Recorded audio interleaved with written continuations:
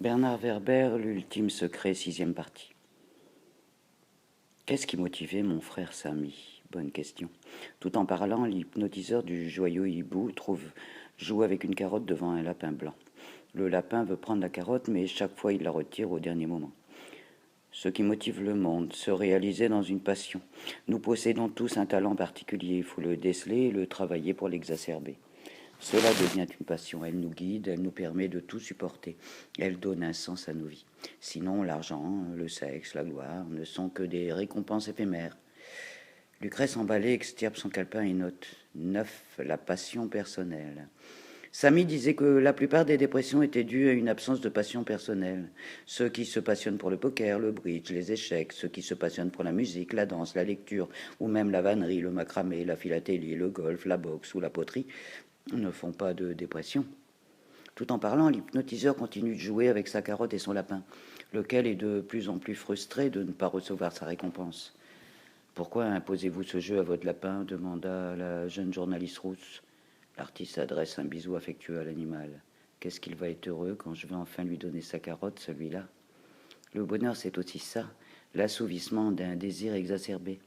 D'abord, j'installe l'insatisfaction, je construis le désir, je l'entretiens, je l'amplifie, puis j'accorde l'assouvissement. Je compte améliorer mon tour avec ce lapin blanc. Je le cacherai dans un chapeau. Avez-vous déjà songé à l'abnégation qu'il faut à un lapin ou à une colombe pour attendre sans roucouler ni couiner la fin du tour? Ces animaux vivent compressés au fond d'une boîte ou d'une poche. Ah, qui oserait parler de la solitude du lapin attendant le final d'un numéro? Mais pour lui faire accepter tant de patience, il faut d'abord le conditionner, il faut devenir son Dieu. Il oubliera que je suis la cause de ses tourments et ne se souviendra que de mon pouvoir de les arrêter. Pascal Fincher continue de manier sa carotte en évitant chaque fois les mouvements de pattes de son lapin, tout en le retenant par le cou. Mais comme lui, je ne peux pas l'hypnotiser par la parole. Je le programme à réagir automatiquement à certains stimuli. La prochaine fois qu'il verra une carotte, il n'aura qu'une envie, m'obéir. Vous le préparez à supporter un cauchemar. Pas plus que notre société nous prépare à tolérer de rester entassés comme des sardines dans le métro aux heures de pointe. La seule différence, c'est qu'au lieu d'avoir une carotte, on reçoit un salaire. Vous qui êtes parisien, vous devez le savoir. Le lapin blanc est maintenant au comble du désir, les oreilles dressées, la moustache tremblante. Il se montre de plus en plus expressif dans l'étalage de son envie. Il lance même des coups d'œil à Isidore et Lucrèce, comme s'il voulait leur demander d'intercéder en sa faveur pour obtenir la carotte. Nous sommes tous conditionnés, et nous sommes tous facilement conditionnables. Sauf si on est sur le qui-vive, déclare Lucrèce.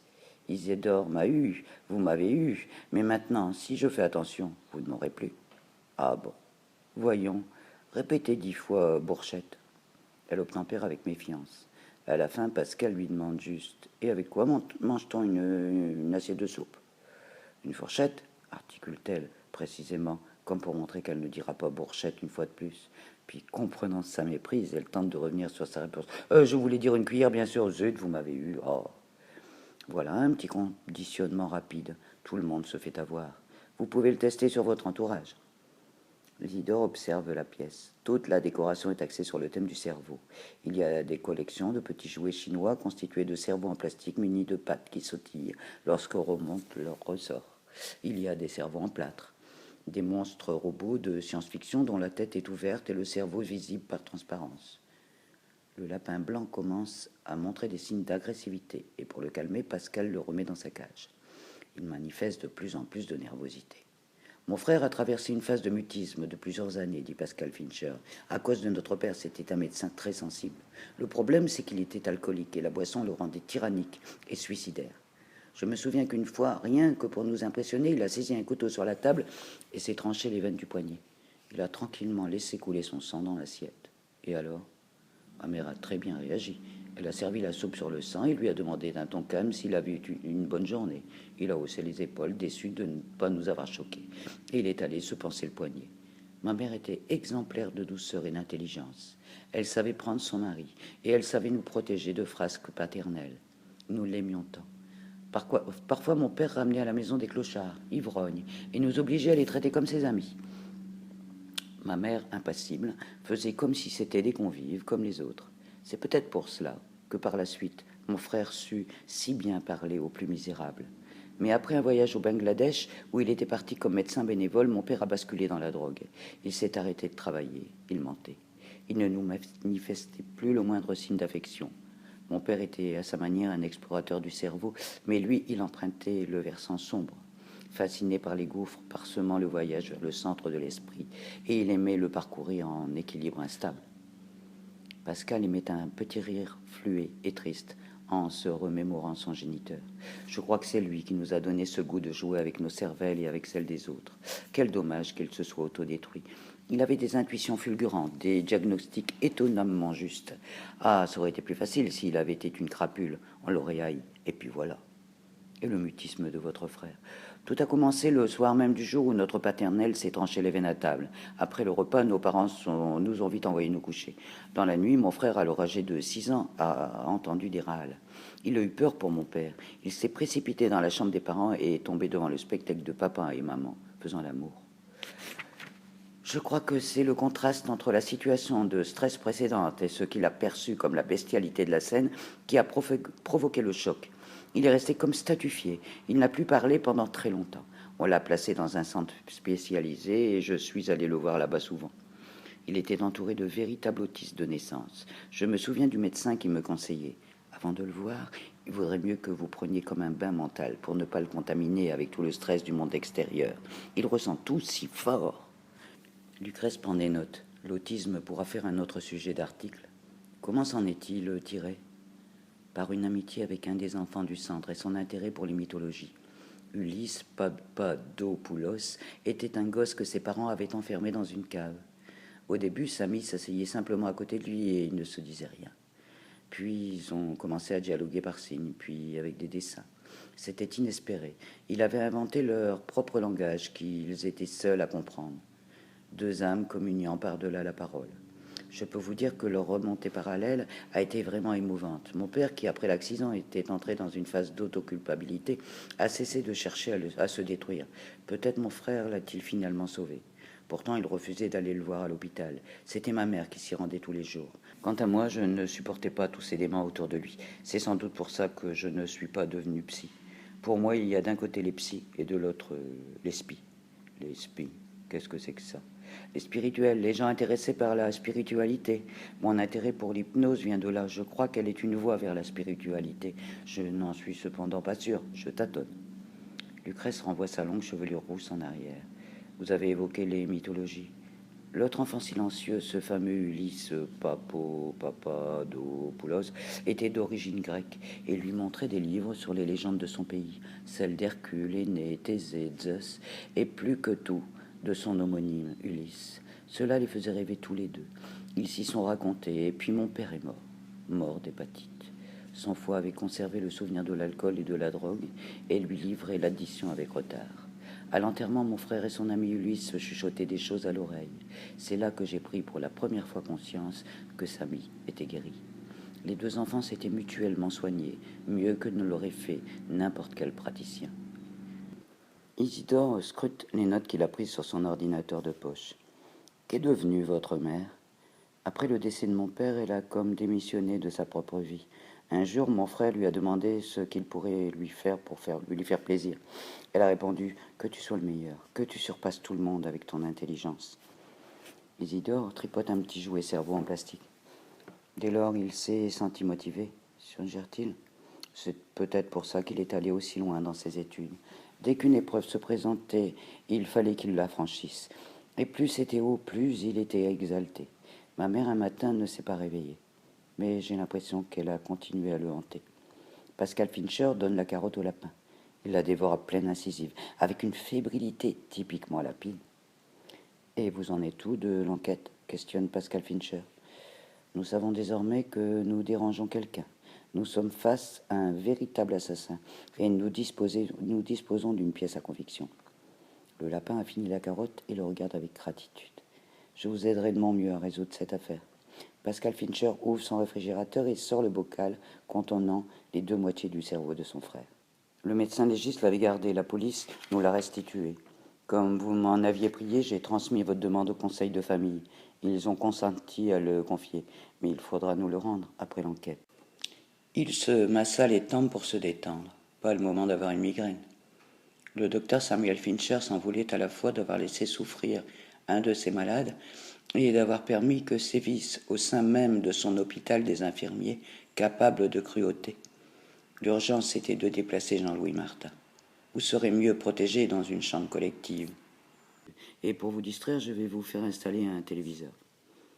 Dans l'heure qui suivit, on lui attribua un lit dans le bâtiment des ébés phréniques. En fait, ébés phréniques, il y avait là 6 personnes avachis qui se réveillaient de temps en temps, nourries par perfusion. Samuel Fincher fit installer le téléviseur face à son deuil valide et munit Jean-Louis Martin d'une oreillette pour qu'il puisse écouter sans déranger ses voisins. Il apprécia les retrouvailles avec la télévision. Quelle richesse de stimuli! Il y avait justement qui tout double. L'angoisse du joueur, sur le point de tout perdre, après avoir tout gagné, attira automatiquement son attention et le rassura pour des raisons qu'il n'arrivait pas à exprimer. Son échec et son air dépité le ravirent. Durant cette émission, il s'oubliait un peu. Ensuite, ce furent les actualités. Aujourd'hui, il y avait au menu le président de la République française mis en cause dans une affaire de corruption, la famine au Soudan entretenue par les tribus du Nord, le massacre de la famille royale au Népal, la France qui gagne au football, une étude sur les élèves surdoués qui souffrent dans les écoles inadaptées à leur talent, la bourse qui remonte, la météo variable, une enquête sur les piercings qui s'infectent, et pour en finir le drame d'un père mis à mort en essayant de défendre son fils, handicapé mental, contre un groupe d'enfants qui se moquaient de lui. Enfin, il cessait de penser à lui. Si la morphine était l'analgésique parfait pour la chair, la télévision se révélait l'analgésique parfait pour l'esprit. Déambulant dans un couloir désert, à cet instant même, Fincher était pensif. Pour licencier les 2 infirmiers indélicats, il savait qu'il aurait à affronter sa propre hiérarchie, sans parler des syndicats d'infirmiers. La peur du changement est inhérente à l'homme. Il préfère un danger connu à n'importe quelle modification dans ses habitudes. Le docteur Samuel Fincher jugea pourtant qu'il lui fallait repenser son hôpital, non plus comme une administration qu'on gère, mais comme un village utopique. Il est nécessaire d'évacuer la pulsion de mort de cet endroit. Les malades sont si sensibles, tout est amplifié, et les répercussions peuvent être incommensurables. Il tourna dans un couloir désert. Ce fut alors qu'un patient surgit derrière lui en vociférant, les mains en avant, dirigées vers sa gorge, avec la ferme intention de l'étrangler. Le neuropsychiatre n'eut pas le temps de réagir. L'air ne parvenait déjà plus dans ses poumons. Je vais mourir maintenant. Le malade serrait très fort son cou. Il présentait un regard chaviré, des pupilles dilatées. Fincher le reconnut. Un drogué qui lui avait déjà causé beaucoup de soucis. Faudra-t-il que l'héroïne, après avoir détruit la cervelle de mon père, me détruise aussi indirectement? L'autre serrait. Fincher étouffait. D'autres malades, passant par là, sautèrent sur le forcené pour le contraindre à lâcher prise. Mais le drogué se crispait, ne relâchant pas sa proie. Il avait une force inouïe, décuplée par la rage. Autour de lui, c'était maintenant le tohu-bohu. De nouveaux malades arrivaient à la rescousse. Ai-je peur? Non, je crois que je suis surtout inquiet sur ce qu'ils vont devenir quand je ne serai plus là. Le drogué lui secoua le crâne, comme s'il voulait briser sa colonne vertébrale. J'ai mal. Enfin, noyé sous la masse des malades qui se jetaient sur lui, le drogué desserra l'étreinte. Fincher put respirer, tousser, cracher. Surtout ne pas montrer que cet assaut m'a affecté. Il tira sur son pull pour le remettre en place. Tout le monde reprend ses activités, articula-t-il d'une voix enrouée. 4 infirmiers entraînèrent l'agresseur dans la salle d'isolement. Dans leur suite de l'hôtel Excelsior, Isidore et Lucrèce se reposent. Les 2 moitiés de cervelle rose claire de Fincher, recouvertes de filaments gris, flottent dans le bocal. Lucrèce a inséré des petits morceaux de coton entre ses orteils et d'une main précise, tout en discutant, elle repeint ses ongles de pied en rouge carmin. La scène ressemble à une cérémonie où chaque orteil vient tour à tour se présenter indépendamment de ses voisins pour recevoir l'onction du vernis. Isidore approche une lampe de chevet, saisit une loupe et s'empare d'un grand livre. Celui qui a tué Fincher et celui qui a essayé de vous tuer savent tous 2 quelque chose sur le cerveau que nous ignorons. C'est quoi ce bouquin? C'était sur le bureau de Giordano. Il était en train d'étudier quand il est mort. Isidore Katzenberg feuillette les pages, s'arrête sur une double image en couleur et compare le dessin à ce qu'il voit. Il plonge sa main dans un paquet de sucreries afin de fournir un combustible à sa propre chaudière cérébrale. Lucrèce Nemrod s'avance, les orteils dressés pour qu'il ne touche pas le sol. C'est comme un nouveau pays, dit son compagnon, une planète inconnue. Nous allons la visiter ensemble. J'ai le sentiment que lorsque nous comprendrons comment fonctionne notre cervelle, nous comprendrons qui est l'assassin. Elle ne peut réprimer une moue de dégoût. Il poursuit. 1450 cm3 de matière grise, blanche et rose. Notre machine à penser. C'est là que tout se crée. Un simple désir peut entraîner la naissance d'un enfant. Une simple contrariété peut provoquer une guerre. Tous les drames et toutes les évolutions de l'humanité s'inscrivent d'abord dans un petit éclair, quelque part dans l'un des méandres de ce morceau de chair. Lucrèce saisit à son tour la loupe et observe de plus près. Elle est maintenant si proche de la cervelle qu'elle ressent l'impression de marcher sur une planète de caoutchouc rose, couverte de cratères et de fissures. Ici, à l'arrière, dit Isidore, cette zone plus sombre, c'est normalement le cervelet. C'est là où est en permanence analysée la position du corps dans l'espace et l'harmonie des gestes. C'est ce qui nous permet de ne pas tomber en marchant. Probablement. Si on avance davantage en direction du front, on trouve l'air visuel primaire. C'est là que s'élabore la perception des couleurs et des mouvements. Juste devant l'air visuel secondaire, où se décide l'interception des images d'après la comparaison aux images connues. Quelle distinction faites-vous entre l'air primaire et l'air secondaire? Dans la primaire, on perçoit l'information brute. Dans la secondaire, on lui donne un sens. Le journaliste tourne autour du bocal. Remontons encore en avant et nous trouverons l'air sensitif. Reconnaissance du toucher, du goût, de la douleur, de la température. Les sens, quoi. Avançons encore vers le front. Ici, l'air auditif, perception et reconnaissance des sons. C'est quoi ce truc rose foncé? N'allons pas trop vite, continuons. Voici l'air de la mémoire à court terme, et puis l'air motrice primaire qui commande nos muscles. Et le langage, c'est où? Isidore cherche sur sa carte. C'est sur le côté là, dans le lobe pariétal. Lucrèce s'habitue peu à peu à scruter la cervelle de Fincher. Et à l'intérieur, Isidore tourne la page. Au-dessus de la couche superficielle, c'est le cortex. C'est là que s'échafaude la pensée, le langage. Ce n'est qu'une fine peau. Fine, mais très frisée et remplie de plis. Le cortex est responsable de toutes les fonctions supérieures de l'organisme, et c'est l'homme qui possède le cortex le plus épais de tout le règne animal. Descendons à l'intérieur de la cervelle. Sous le cortex, le système limbique, siège de nos émotions, passion, colère, peur, joie. C'est là qu'elle se mitonne. Dans ce livre, il l'appelle aussi notre cerveau de mammifère, par distinction avec le cortex, qui serait notre cerveau typiquement humain. Lucrèce se penche pour mieux contempler le système limbique. Ce serait donc là que quelque chose de bizarre se serait produit chez Fincher, et peut-être aussi chez Giordano. Dans le système limbique existe une structure plus petite nommée hippocampe. C'est le respectable de notre histoire personnelle. L'hippocampe compare en permanence chaque nouvelle sensation reçue avec toutes celles du passé qu'il a déjà en mémoire. Lucrèce semble fasciné. C'est joli comme dénomination, l'hippocampe. Les savants l'ont probablement appelé ainsi parce que cette zone ressemble à la bestiole sous-marine. Isidore tourne les pages du livre de science puis revient au vocal. La liaison entre les deux hémisphères se réalise par le corps calleux, cette matière blanchâtre qui permet à notre pensée logique de rejoindre notre pensée poétique. On dirait quand même un gros morceau de gras de mouton. En dessous, les deux grosses boules pourpres, ce sont les deux thalamus, le poste de contrôle de l'ensemble du système nerveux. Et encore en dessous, l'hypothalamus, le contrôleur du contrôleur. Là se trouve notre horloge biologique interne qui régule notre rythme de vie 24 heures sur 24, surveille les besoins en oxygène et en eau dans notre sang. C'est l'hypothalamus qui déclenche les sensations de faim, de soif ou de satiété. Chez les hommes, il déclenche la puberté, et chez les femmes, il régule le cycle des règles et des fécondations. Lucrèce commence à entrevoir autre chose dans le bocal qu'un morceau de viande. Elle se dit qu'il s'agit plutôt d'un superbe ordinateur organique. Il y a là une horloge, une puce centrale, une carte mère, un disque mémoire, un ordinateur de chair, quoi. Et pour finir, encore en dessous, l'hypophyse, l'exécuteur des desiderata de l'hypothalamus. Cette petite glande de 6 mm déverse la plupart des hormones émotionnelles dans le sang pour nous faire réagir aux stimuli extérieurs, positifs ou négatifs. Lucrèce examine à nouveau sa liste de motivation. En fait, se dit-elle, les premiers besoins servent à satisfaire le premier cerveau, le cerveau reptilien. Le cerveau de survie, arrêter la douleur, stopper la peur, se nourrir, se reproduire, est à l'abri. Le deuxième groupe de motivation sert à satisfaire le deuxième cerveau, le cerveau des mammifères, celui des émotions, de la colère, du devoir, de la sexualité, etc. Enfin, le troisième cerveau, le cortex, le cerveau typiquement humain, sert à satisfaire le troisième groupe de motivation, issu de notre capacité d'imagination, le besoin de passion personnelle par exemple. Ils observent en silence le cerveau de cet homme exceptionnel. Giordano a vu quelque chose là-dedans qui lui a donné envie de nous appeler. Isidore reprend la loupe.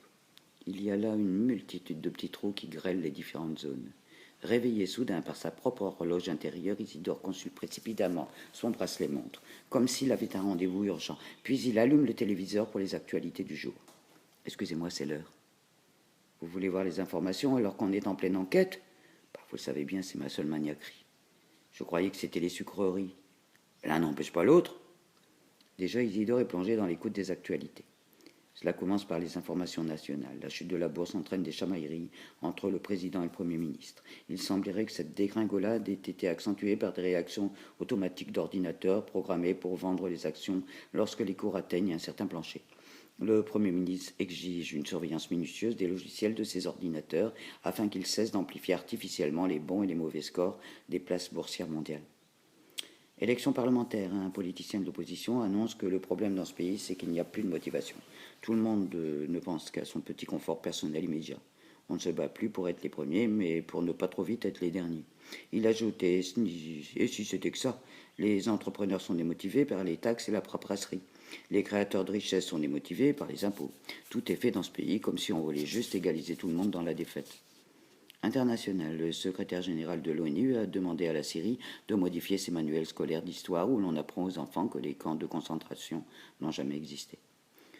Vous voyez, il n'y a pas que vous qui perdez la mémoire. L'humanité entière souffre de petites pertes. Bientôt, on votera à main levée pour décider si la Première Guerre mondiale a existé, et on va peut-être tout réécrire en fonction de ce qui arrange le plus grand nombre. Ça ne me console pas vraiment de me retrouver amnésique dans un monde amnésique. Isidore semble exténué. Qu'est-ce qui ne va pas, collègue? Lucrèce Nemrod lui tend un Kleenex qu'il accepte. Tout me traverse et tout me détruit, la cruauté comme la lèvre. Vous n'êtes pas encore blasé, c'est quand même incroyable. Vous avez été capable de mettre en déroute un tueur d'aimants et vous vous effondrez en regardant les actualités. Excusez-moi, il se mouche. Oh, et puis zut, si ça vous met dans de tels états, n'écoutez plus les informations. Je veux bien que les actualités soient votre drogue, mais au moins que vous y preniez un peu de plaisir. Elle éteint la télévision. Il la rallume. Je veux savoir ce qui se passe. Par moments, il vaut mieux l'ignorer, Isidore. La lucidité est la plus forte de toutes les drogues. Alors devenez indifférent. J'aimerais tant. Ça change quoi que vous vous lamentiez devant le téléviseur? Elle lui murmure à l'oreille. Gandhi disait « Quand je désespère, je me souviens que tout au long de l'histoire, la voie de la vérité et de l'amour a triomphé. Il y a dans le monde des tyrans et des assassins, et pendant un temps, ils peuvent nous sembler invincibles, mais à la fin, ils tombent toujours. » Le journaliste ne semble pas consolé pour autant.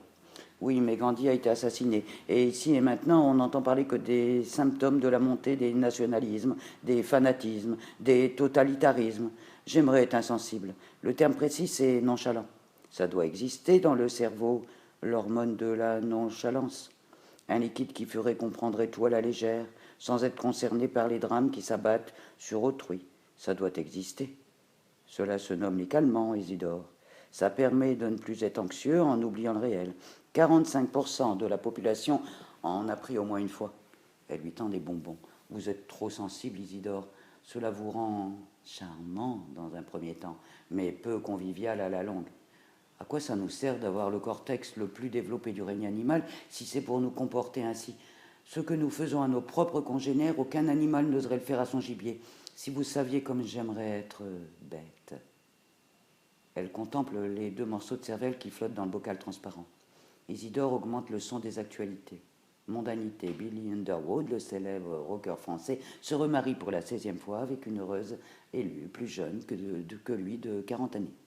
Lucrèce note que la simple énonciation de cette nouvelle non dramatique, sauf pour l'ex-compagne du chanteur, a le pouvoir de redonner le moral à Isidore. Science, découverte d'un nouveau médicament à base d'une hormone de porc permettant de prolonger la vie humaine. Si les espoirs mis dans le produit se révèlent exacts, les savants espèrent repousser les limites de la vie humaine jusqu'à une moyenne de 120 ans, contre 80 actuellement. Lucrèce se détourne du téléviseur et se rapproche à nouveau du cerveau dans le bocal. Elle sent que la solution réside dans ce morceau de chair pâle.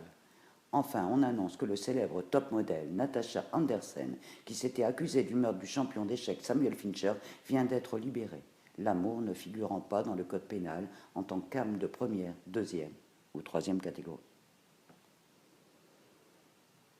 Dessins animés violents japonais pour enfants, publicité, émissions de téléachat vantant des accessoires ménagers, publicité, recettes de cuisine impossibles à réaliser, publicité, émissions de gymnastique impossibles à suivre, publicité, jeux qui tout double, publicité, journal de 13 heures consacré aux actualités régionales, publicité, émissions de sport, publicité, émissions de télé-réalité avec des gens spécialement sélectionnés pour être représentatifs de la population moyenne, publicité, téléfilm soporifique allemand, publicité, journal de 20 heures axé sur les actualités nationales et internationales, publicité, météo, publicité, grand film d'action américain, publicité, émission d'analyse de la publicité, publicité, émission zapping florilège des meilleurs moments de la télévision, publicité, émission sur la chasse et la pêche, publicité. Voilà ce qui entrait chaque jour, avec très peu de variations, dans la tête de Jean-Louis Martin, 7 jours sur 7. Au début, le malade d'Ulysse appréciait la télévision, cette vieille compagne d'enfance. En restant plus longtemps à la contempler, il se mit à l'étudier avec un peu de recul. Il percevait les intentions cachées des animateurs, des programmateurs des chaînes. Il comprenait comment la télévision devenait un outil fédérateur. Elle influençait les spectateurs pour les persuader de 3 injonctions subliminales. Restez calme, ne faites pas la révolution. Essayez d'amasser le plus d'argent possible pour pouvoir consommer les derniers produits à la mode qui vous permettront d'épater vos voisins. Il percevait également une autre action subliminale de la télévision. Elle incitait à isoler les individus. C'était subtil. La télévision incitait les enfants à juger leurs parents rétrogrades et les parents à juger leurs enfants débiles. Elle permettait de tolérer qu'on ne se parle plus à table. Elle faisait croire qu'on pouvait devenir riche simplement en se rappelant la date d'une bataille historique dans un jeu quiz. Au bout de 15 jours, Jean-Louis Martin ne supportait plus cet objet qui lui enfonçait en permanence dans la tête des messages auxquels il n'adhérait pas. Il avait connu la monotonie de l'obscurité, la monotonie de la lumière, et maintenant il affrontait la monotonie des idées. Il le fit comprendre à Fincher. Le neuropsychiatre lui proposa alors de choisir sa chaîne, en exprimant un oui ou un non à l'énumération de chacune. Nouveau balai de paupières. Il opta pour la chaîne des documentaires scientifiques. Dès lors, Jean-Louis Martin ingurgita jusqu'à 16 heures de science par jour. Enfin, il avait trouvé un stimulus dont il était insatiable. Il y avait tellement de sciences différentes, tellement de découvertes étranges, tellement de connaissances à assimiler. Cette chaîne était un pur festin pour l'esprit, parce qu'il avait le temps, parce qu'il en avait l'envie. Jean-Louis Martin, ancien cadre moyen de banque régionale, section contentieux, était en train d'apprendre simultanément toutes les sciences, 16 heures par jour. Parce qu'il n'était dérangé par rien ni personne. Son attention était totale du début à la fin de chaque émission. Il mémorisait chaque image, il mémorisait chaque parole, et il constatait que les capacités de son propre cerveau étaient extensibles à l'infini. Dans cette période d'auto-éducation scientifique, pour la première fois, Jean-Louis Martin se dit, finalement, tout ne va pas si mal que ça pour moi. Il avait moins peur du lendemain. Plus il apprenait, plus il voulait apprendre. Dès qu'il avait abordé la médecine, il avait voulu connaître la biologie et la physique. Il se rappelait que, avant lui, Léonard de Vinci, Rabelais ou Diderot avaient eu pour ambition de connaître toutes les sciences de leur époque. Jean-Louis Martin se découvrait la même ambition. La science, plus que toutes les autres formes d'expression de l'intelligence humaine, était en renouvellement permanent et connaissait une évolution exponentielle, tel un train emballé n'arrêtant jamais d'accélérer. Plus personne ne pouvait le rattraper, et Jean-Louis Martin avait le privilège d'avoir le temps de suivre tous les épisodes de ses progrès. Évidemment, il se passionnait plus particulièrement pour tout ce qui avait trait au cerveau et au système nerveux. Dès lors, son choix fixé, il voulut comprendre les mécanismes profonds de la pensée. Quand il entendait un scientifique expliquer ses recherches, il se posait toujours la même question. Qu'est-ce qui se passe vraiment dans son propre cerveau? Qu'est-ce qui le pousse à agir? En fait, qu'est-ce qui nous pousse à agir?